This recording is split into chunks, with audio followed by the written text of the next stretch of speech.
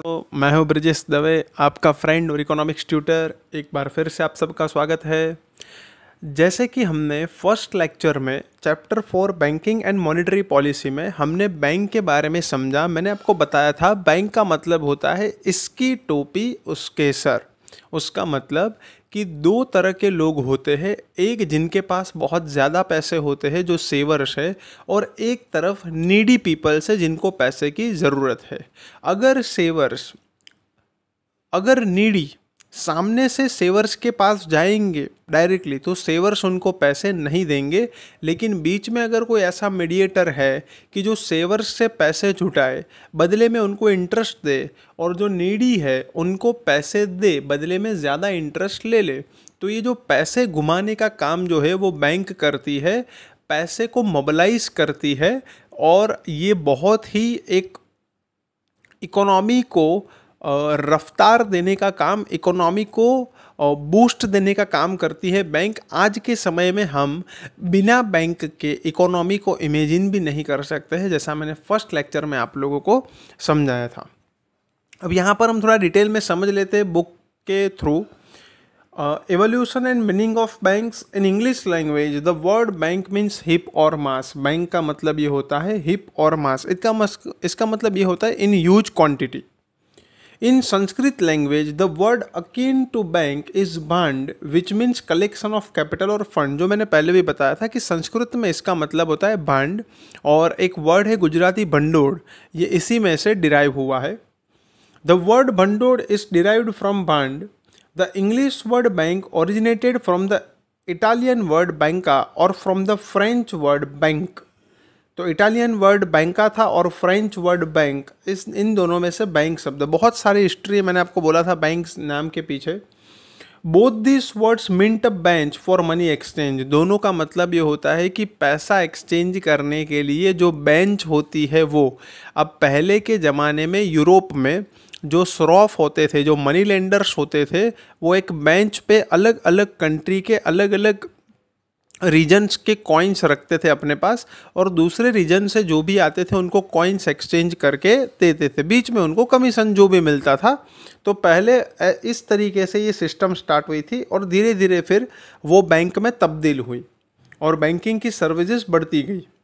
इन olden days European money lenders और money changers used to display coins of different countries in big heaps on benches और tables for the purpose of lending और exchanging. पहले के समय में जो भी यूरोपियन मनी लेंडर्स थे, जो श्रॉप थे, वो अलग अलग देशों की जो कॉइन्स थे वो बहुत बड़ी क्वांटिटी में रखते थे और उसको एक्सचेंज करते थे, और बाद में तो लोन भी देते थे। Thus, they were exchangers of various coins, currencies of various regions. Thus, the word bank came into use. इस तरीके से बैंक शब्द अस्तित्व में आया, और इतनी पुरानी सेवा है ये बैंक।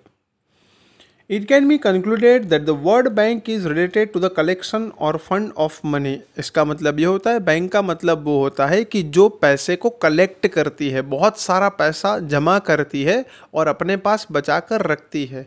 सेफ्टी होती है, हम जब बैंक में पैसे रखते हैं तो वो सेफ्टी प्रोवाइड करती है बैंक हमें। The Bank of Barcelona, set up in Spain in 1401, is known to be the first real bank established in the world. पूरी दुनिया में अगर सबसे पहली बैंक मानी जाती है तो बैंक ऑफ बार्सिलोना स्पेन में एस्टेब्लिश हुई थी 1401 में।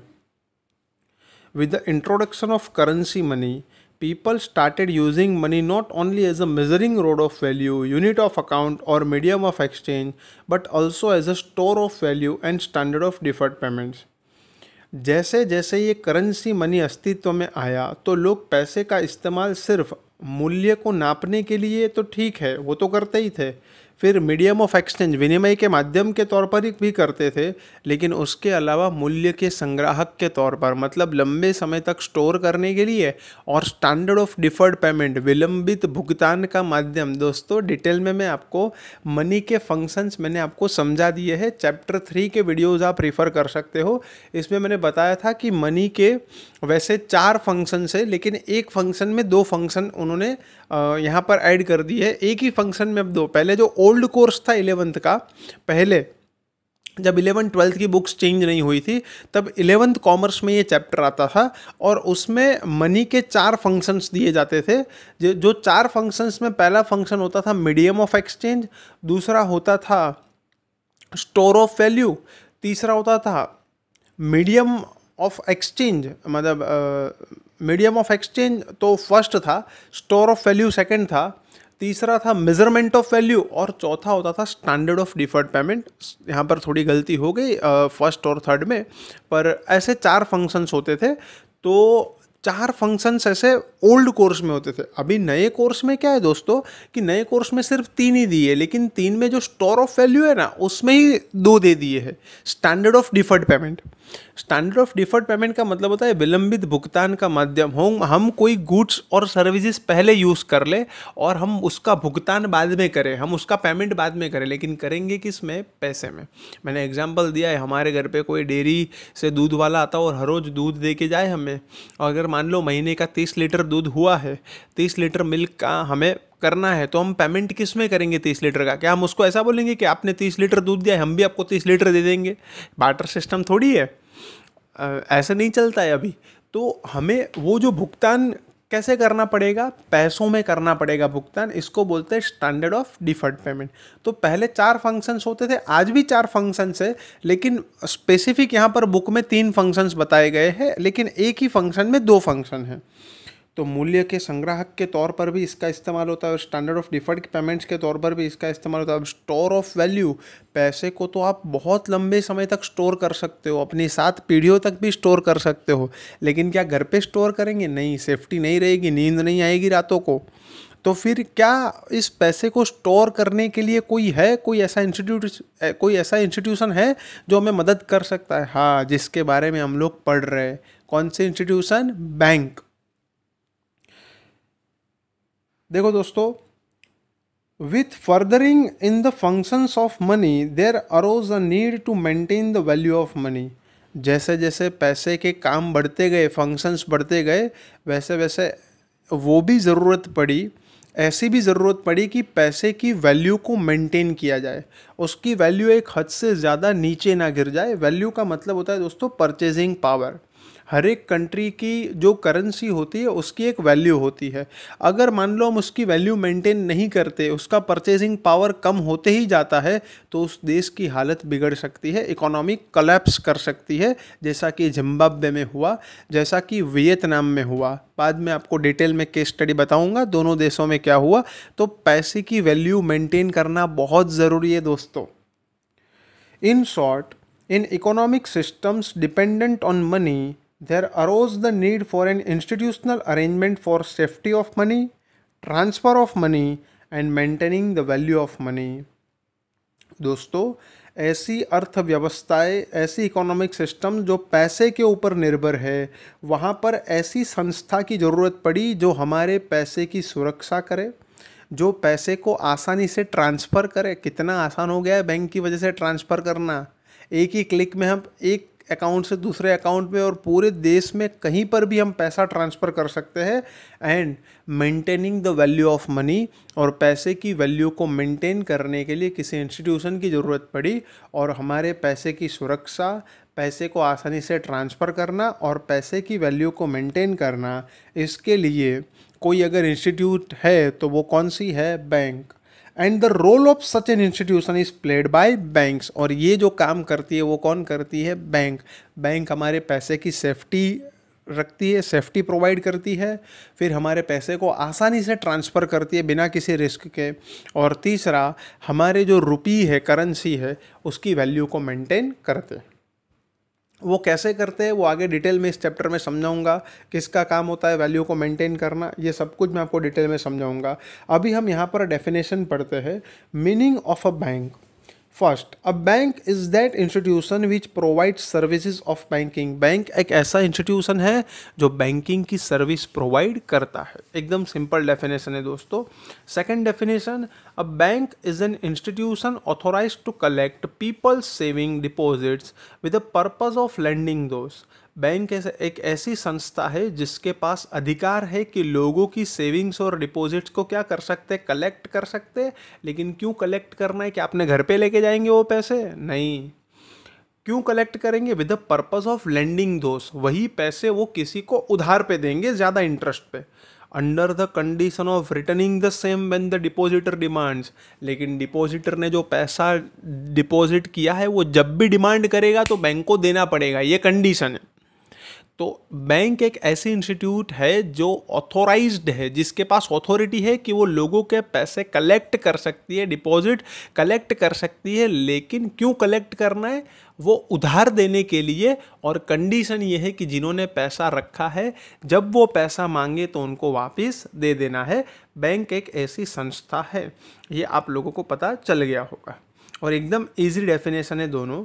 थर्ड डेफिनेशन यहाँ पर ये है, a bank is an commercial organisation. A bank is a commercial organisation functioning for profit. एक ऐसी कॉमर्शियल ऑर्गेनाइजेशन है जो प्रॉफिट के लिए काम करती है। क्या क्या काम करती है? तो देखो, पहला काम, which accepts people's savings in the form of deposits. लोगों की सेविंग्स को डिपॉजिट के तौर पर एक्सेप्ट करते हैं। And page interest in return, बदले में इंटरेस्ट भी देते हैं। It ensures the safety of this deposits, इस डिपॉजिट्स की सेफ्टी भी इंश्योर करते हैं कि सेफ है पैसा। lends money from these deposits to people who need money by charging them with interest। ये जो पैसा आया है डिपॉजिट्स के तौर पर, वही पैसा जिनको ज़रूरत है उनको वो पैसे उधार देते हैं, लोन देते हैं ज़्यादा इंटरेस्ट चार्ज करके। And invest the surplus funds in various sectors for the development of the nation. और देश के विकास के लिए जो भी सरप्लस फंड उनके पास बचता है वो अलग अलग सेक्टर्स में, अलग अलग जो इकोनॉमी के अलग अलग सेक्टर में वो क्या करते हैं? निवेश करते हैं, इन्वेस्ट करते हैं। तो बैंक क्या काम करती है? तो इस डेफिनेशन में सब कुछ दिया गया है। बैंक एक ऐसी कॉमर्शियल ऑर्गेनाइजेशन है जो प्रॉफिट के लिए काम करती है, जो लोगों की सेविंग्स को डिपॉजिट के तौर पर एक्सेप्ट करते हैं, बदले में उनको रिटर्न भी देते हैं, सेफ्टी प्रोवाइड करते हैं डिपॉजिट के ऊपर। और ये जो डिपॉजिट आई है वो डिपॉजिट जिसको उधार चाहिए, जो लेंडर्स, जो नीडी पीपल है, जो इसको उधार चाहिए, उसको ये पैसे डिपॉजिट जो आई है उसमें से उनको उधार भी देते हैं और उनसे इंटरेस्ट भी लेते हैं, ज़्यादा इंटरेस्ट लेते हैं ताकि प्रॉफिट कमा पाए। जैसे मैंने आपको बोला था, इसकी टोपी उसके सर। और जो भी पैसा उनके पास, जो प्रॉफिट आता है, जो बचता है, जो सरप्लस उनके पास होता है पैसा, वो इकोनॉमी के अलग अलग सेक्टर में वो लोग क्या करते हैं? अलग अलग सेक्टर्स के डेवलपमेंट के लिए वहाँ पर इन्वेस्टमेंट करते हैं। तो यहाँ पर तीनों डेफिनेशन आप लोगों को समझ में आ गई होगी। To state briefly, banks are instrumental in mobilising money. अगर शॉर्टली में बताऊँ तो बैंक जो है ना, वो पैसे को घुमाने में बहुत ही इंपॉर्टेंट रोल प्ले करते हैं, पैसे को घुमाते हैं। जो सेवर से उसके पास पैसा ऐसे ही पड़ा है तो वो बैंक के पास देगा, बैंक जिसको ज़रूरत है उसको वो पैसा देगी, तो इकोनॉमी में पैसा घूमता रहेगा। और जितना तेज़ी से पैसा घूमता रहे इकोनॉमी में उतना अच्छा है। जितना, अब मान लो पैसा कम घूम रहा है तो रिसेशन आ जाएगा, लोग डिमांड ही नहीं करेंगे तो रिसेशन आ जाएगा, और इससे इकोनॉमिक डेवलपमेंट जो है हमारा बहुत लो रेट से होता है, कई बार नेगेटिव डेवलपमेंट भी होता है। तो ये हमारे इकोनॉमी के लिए अच्छा नहीं है। तो बैंक बहुत ही अच्छा काम करते हैं, पैसे को घुमाने का काम। Value of stock of money which is not mobilised among activities tends to fall at a future date. जो पैसा घूमता नहीं है, जो पैसा पड़ा रहता है, स्थिर पैसा, उसकी वैल्यू फ्यूचर डेट पे कम ही होती है। आप अपनी अलमारी में 2000 रुपये की नोट रख दो, आप अपनी अलमारी में 2000 रुपये की नोट रख दो, और 10 साल के बाद वो अलमारी अगर आप खोलोगे तो आपको कितने की नोट मिलेगी? 2000 की ही नोट मिलेगी। वो पैसा बढ़ेगा नहीं, क्योंकि वो पैसा किसी काम में ही नहीं आया ना, पैसा घुमा ही नहीं है। लेकिन अगर आप 2000 रुपये बैंक में रखे होते और 10 साल के बाद जब आप लेने जाओगे बैंक में तो वो पैसे डबल हो गए होंगे। 2000 के आपको 4000 मिलेंगे। और ये क्यों 4000 मिले? क्योंकि आपके पैसे जिसको ज़रूरत थी उसको मिले, और उसने क्या किया? इंटरेस्ट दिया। उसने मतलब बैंक ने क्या किया? ज़्यादा हायर रेट पर इंटरेस्ट लिया और हमें कम इंटरेस्ट दिया। बीच में बैंक प्रॉफिट कमाई, लेकिन हमारा पैसा जब किसी के काम में आया तो उसकी वैल्यू बढ़ी, हमारा पैसा जब घूमा तो उसकी वैल्यू बढ़ी। स्थिर पैसे की वैल्यू कभी भी बढ़ती नहीं है, और बैंक अच्छा काम करती है पैसे को घुमाने का काम। Value of circulating money tends to increase. जो पैसा घूमता रहता है ना उसकी वैल्यू बढ़ती है, बाकी स्थिर पैसे की वैल्यू बढ़ती नहीं है। यहाँ पर एक और टॉपिक कवर करते हैं आज बुक में से ही, classification of banks, main types. जो मैंने पहले भी बताया था, दो तरह की बैंक होती है, कॉमर्शियल बैंक और सेंट्रल बैंक। कॉमर्शियल बैंक जो है उनका मेन मोटिव होता है प्रॉफिट, और कॉमर्शियल बैंक जो है, जैसे आपने नाम सुना ही होगा, जैसे एसबीआई है, कैनरा बैंक है, बीओबी है, पीएनबी है, बीओआई है, बैंक ऑफ इंडिया है, एचडीएफसी बैंक है, एक्सिस बैंक है। इसमें कुछ गवर्नमेंट बैंक है, कुछ प्राइवेट बैंक है, वो मैं आपको डिटेल में समझाऊंगा बाद में। लेकिन commercial bank is a bank which works for the motive of profit. जो प्रॉफिट के मोटिव के लिए काम करती है वो कॉमर्शियल बैंक होती है। और सेंट्रल बैंक जो होती है वो हर एक देश में होती है, और सेंट्रल बैंक का मेन मोटिव होता है economic stability. Central bank is the real hero of any country. मैं इसको हीरो मानता हूँ। मैंने पिछले इंट्रोडक्शन वाले लेक्चर में भी मैंने आपको समझाया था कि हमारे देश का जो सेंट्रल बैंक है वो है रिजर्व बैंक ऑफ इंडिया, और वो किसी हीरो से कम नहीं है, पर्दे के पीछे का हीरो। जब भी हमारे देश में इंस्टेबिलिटी आती है तब ये हीरो आता है और कुछ ना कुछ ऐसे कदम उठाता है जिससे हमारे देश में स्टेबिलिटी बनी रहती है। और पैसे की वैल्यू को मेंटेन करना भी इनका ही काम होता है। जो अभी हमने पढ़ा कि बैंक का काम होता है वैल्यू को मेंटेन करना, रुपये की वैल्यू को, तो रुपये की वैल्यू को मेंटेन करने का काम भी यही करते। कॉमर्शियल बैंक का मेन मोटिव प्रॉफिट कमाना होता है, सेंट्रल बैंक का मेन मोटिव किसी भी देश की इकोनॉमिक कंडीशन को स्टेबलाइज रखना और वो देश तेजी से ग्रो कर पाए, इसलिए वहाँ पर मनी सप्लाई और मनी डिमांड के बीच में बैलेंस रखना, ताकि इन्फ्लेशन क्रिएट ना हो, बहुत ज़्यादा महंगाई ना आ जाए और रिसेशन ना हो जिससे डिमांड बहुत कम हो जाए। तो ये इकोनॉमिक स्टेबिलिटी, जिसको बोलते हैं फाइनेंशियल स्टेबिलिटी और इकोनॉमिक स्टेबिलिटी, आर्थिक स्थिरता का काम जो है वो सेंट्रल बैंक करते हैं। So banks are broadly classified in two categories. First is commercial bank, second is central bank, which is RBI. Commercial bank, according to the Banking Company Act 1949, ये एक्ट बना था banking company act. Commercial bank is one which transacts the business of banking, जो banking का business कर सकते हैं commercial bank. That is क्या क्या काम करेंगे वो, accepting deposits from the people for the purpose of lending और इन्वेस्टमेंट। अभी हम लोगों ने पढ़ा कि क्या कॉमर्शियल बैंक क्या करते हैं, तो डिपॉजिट एक्सेप्ट करते हैं और वो डिपॉजिट को क्या करते हैं, वो लोग लेंडिंग करते हैं, मतलब उधार देते हैं जिसको ज़रूरत होती है उसको, या तो इन्वेस्टमेंट करते हैं। रीपेबल ऑन डिमांड और अदरवाइज, जब भी वो लोग डिमांड करे, डिपॉजिटर्स डिमांड करे कि लाओ मेरे पैसे वापस, तो उनको दे ही देने पड़ते, बैंक कभी मना नहीं कर सकते हैं। रीपेबल ऑन डिमांड और otherwise and withdrawable by cheque, draft, pay order और अदरवाइज। आप जब भी वो डिमांड करे तब उनको पैसे देने हैं, और जब भी वो लोग किसी भी माध्यम से पैसे विड्रॉ करें, जैसे कि चेक से विड्रॉ करे, चेक से विड्रॉ होते हैं, डिमांड ड्राफ्ट से कई बार विड्रॉ होते हैं, पे ऑर्डर से विड्रॉ कर सकते हैं, तो इन सब इंस्ट्रूमेंट के थ्रू भी वो क्या कर सकते हैं, विड्रॉ कर सकते हैं। ये है कॉमर्शियल बैंक की डेफिनेशन। दोस्तों चेक क्या होता है, आप प्रैक्टिकली अपने घर पे अपने जो पापा है या कोई भी अपने रिलेटिव है उससे ये बात जान सकते हो। चेक आपने देखा ही होगा, वो चेकबुक के इस्तेमाल कैसे होता है, वो भी अलग अलग टाइप्स के होते हैं, तो आपको डिटेल में मैं बाद में समझाऊंगा। ड्राफ्ट, तो डिमांड ड्राफ्ट क्या होता है, पे ऑर्डर क्या होता है, दोनों के बीच में बहुत ही थीन डिफरेंस है, डिमांड ड्राफ्ट और पे ऑर्डर, वो भी मैं आपको बाद में डिटेल में समझाऊंगा। अभी कॉमर्शियल बैंक के ऊपर रहते हैं, इस चैप्टर में बहुत कुछ समझने जैसा है, इसलिए बाद में जब डिटेल में ये सब आएगा तो मैं आपको डिटेल में इसके पॉइंट वाइज में आपको समझाऊंगा। अ commercial bank is a business unit which provides banking services for profit. Commercial bank एक ऐसा इंस्टीट्यूट है जो प्रॉफिट के लिए काम करता है। People entrust their savings with the banks, which banks handle in the form of deposits. लोग अपनी सेविंग्स जो है वो बैंक को सौंपते हैं और बैंक डिपॉजिट के तौर पर इसको हैंडल करते हैं।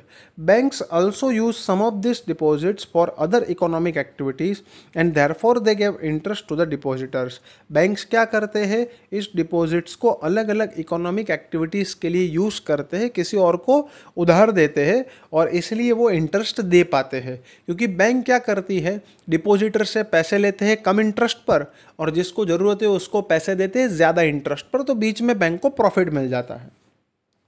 Banks may use deposits for investment in the agricultural and industrial sector for their development or there or they may buy government securities or they may lend some proportion of the deposits to the people who need money.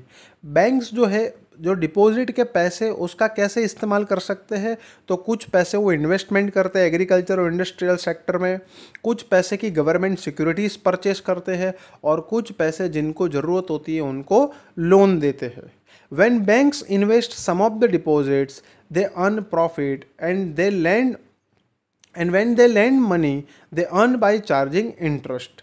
देखो जब bank है ना investment करते हैं, जब bank investment करते हैं, देखो यहाँ पर सवाल ये है कि बैंक जो है वो पैसों का करते क्या है। तो बैंक पैसे का इस्तेमाल 3 तरीके से कर सकते हैं। एक, सबसे पहले वो इन्वेस्टमेंट कर सकते हैं, इंडस्ट्रियल या तो एग्रीकल्चर सेक्टर में इन्वेस्टमेंट कर सकते हैं।